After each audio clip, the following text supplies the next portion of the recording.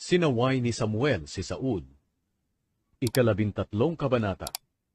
Si Saul ay 30 taong gulang nang maging hari ng Israel, at naghari siya rito sa loob ng 42 taon. Pumili si Saul ng 3,000 lalaki sa Israel para makipaglaban sa mga Filisteo. Ang mga hindi napili ay pinauwi niya. Isinama niya ang 2,000 sa Mikmash at sa kaburulan ng Bethel.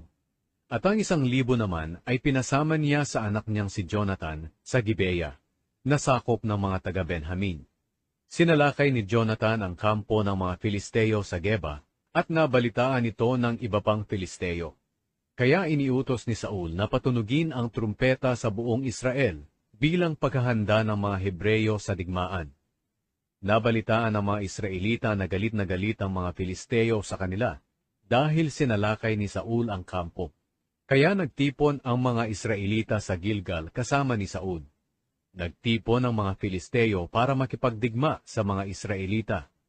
Mayroon silang 3,000 karuwahe, 6,000 mga ngabayo, at mga sundalo na kasindami ng buhangin sa tabing dagat.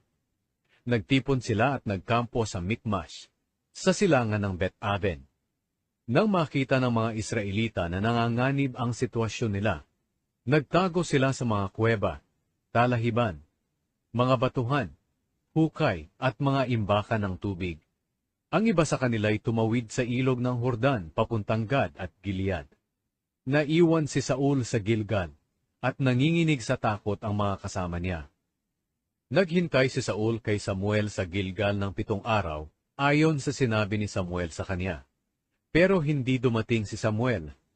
Nang makita ni Saul na unti-unting nag-aalisa ng mga kasama niya, sinabi niya, "Dalhin ninyo sa akin ang handog na sinusunog at ang handog para sa mabuting relasyon." At inialay ni Saul ang mga handog na sinusunog. Nang patapos na siya, dumating si Samuel.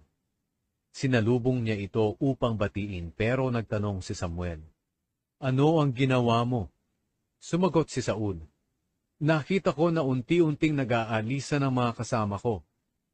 At hindi ka dumating sa oras na sinabi mo, at nagtitipon na ang mga Filisteo sa Mikmash.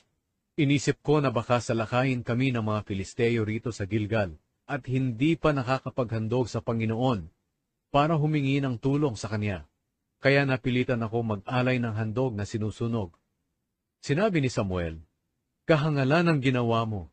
Hindi mo sinunod ang utos na ibinigay sa iyo ng Panginoon na iyong Diyos. Kung sumunod ka lang sana, ang sambahayan mo ang mag-ahari sa Israel habang panahon. Pero hindi na ito mangyayari, dahil nakakita na ang Panginoon ng taong susunod sa kagustuhan niya, at ginawa na siyang pinuno para sa kanyang mga mamamayan, dahil hindi ka sumunod sa utos ng Panginoon." Pagkatapos, umalis si Samuel sa Gilgal at pumunta sa Gibeah, na sakop ng Benjamin. Binilang ni Saul ang mga natira niyang tauhan, 600 lahat. Walang armas ang mga Israelita.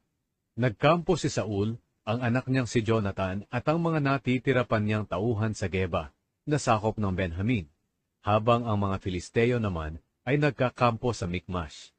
Nagtatlong grupo ang mga Filisteo sa kanilang pagsalakay.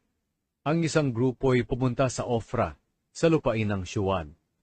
Ang isang grupo ay sa Bet-Horon, at ang isa ay pumunta sa hangganan kung saan matatanaw ang lambak ng Zeboim na papunta sa disyerto. Nang mga panahong iyon, walang panday sa buong Israel. Hindi sila pinayagan ng mga Filisteo, dahil sinabi nila, baka gumawa ng mga espada at sibat ang mga Hebreyo. Kaya kinakailangan pa ng mga Israelitang pumunta sa mga Filisteo kung maghahasa sila ng kanilang talim ng araro, piko, palakol, at karit, at mahalang singil sa kanila. Ang bayad sa pagpapahasa ng araro at piko ay 2 pirasong pilak, at sa pagpapahasa ng palakol at talim ng pantaboy sa hayop ay 1 pirasong pilak. Kaya ng araw ng digmaan, wala ni isang sundalo sa Israel ang may espada at sibat, maliban kina Saul at Jonathan.